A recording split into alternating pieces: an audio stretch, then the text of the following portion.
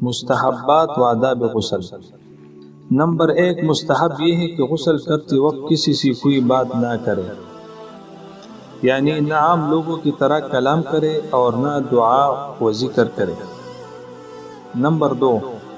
تواتر، یعنی تمام اعضاء بدن کو اس طرح دھوئے کہ جسم اور ہوا کے معتدل ہونے کے زمانے میں ایک حصہ خشک نہ ہونے پائے کہ دوسرا دھل جائے۔ نمبر 3 مستحب ہے کہ غسل کے بعد تولیہ وغیرہ موٹے کپڑے سے اپنے بدن کو پونچھ ڈالے۔ معراج الدرایہ وغیرہ میں منقول ہے کہ تولیہ اور رومال وغیرہ سے اعضاء وضو و غسل کو پونچھنے میں کوئی مذائقہ نہیں، لیکن اس میں مبالغہ نہ کرے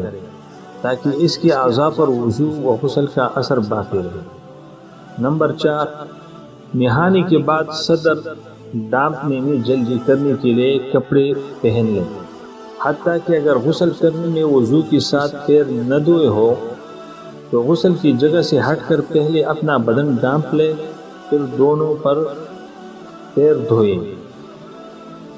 نمبر 5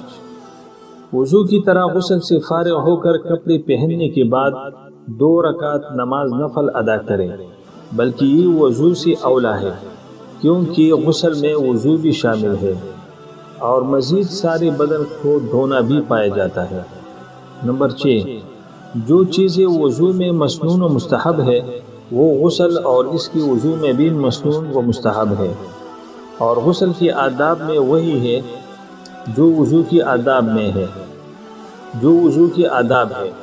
سوائے ننگا نہانے کی صورت میں قبلہ رو ہونے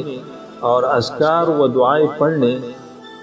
اور غسل کی بچا ہوا پانی کھڑا ہو کر پینے کی، کہ یہ امور مستحب نہیں بلکہ مکروہ ہے۔